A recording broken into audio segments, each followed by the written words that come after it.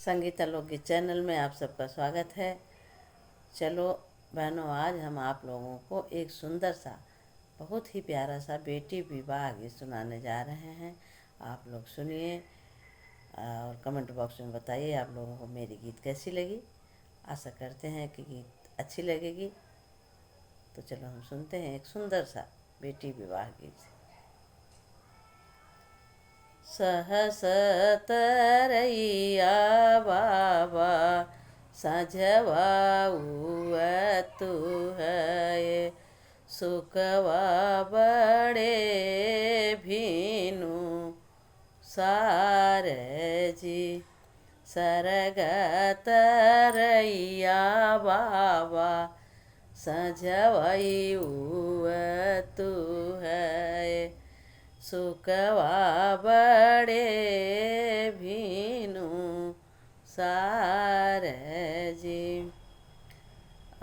भीतरा का पलंगा सासु बहरे बिछावाई,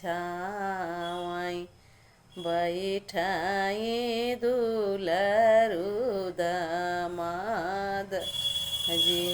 भीतरे लाली पलंगिया सासु बहरे बिछावाई, बैठौ न दुलरु दमाद जी। दुलहिन औ दुल्हा धुइनौ एक मत कीना, सुना दुलहिन बतिया मार जी। दुलहिन औ दुल्हा एक मत कीहन, सुना दुलहिन बिन बतिया मार जी। तोहरे बपैया घरे सोने का कटोरवा, उहै हम दहेजवा में लेब जी। तोहरे पापा के घर सोने का कटोरवा, उहै दहेजवा में लेब जी। सोने के कटोरवा भैया दूधवा पिया तू है, बतियाऊ तऊ तू बोला मोरे स्वामी। बतिया बोला न सोची बिचारी जी। सोने के कटोरवा भैया दूधवा पिया तू है, सोने का कटोरवा नाही देव जी। दूधवा पियत मोर भैया रुदन पसरी है, मंगी है बहिनिया तोहारी जी।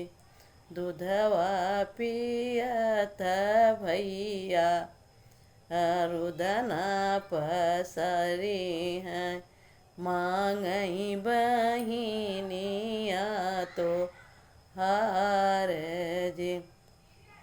उठा हो या जनिया लोगे उठा हो भजनिया, उठे चला चारिऊ कहार जी। उठा हो जनिया सब उठा हो भजनिया, उठे चला चारिऊ कहार जी।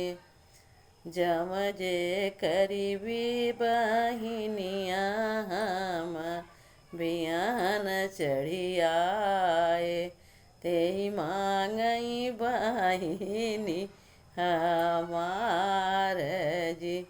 जे करी बहिनिया हम बियाहन आए, तेई मांगई बहिनी हमारी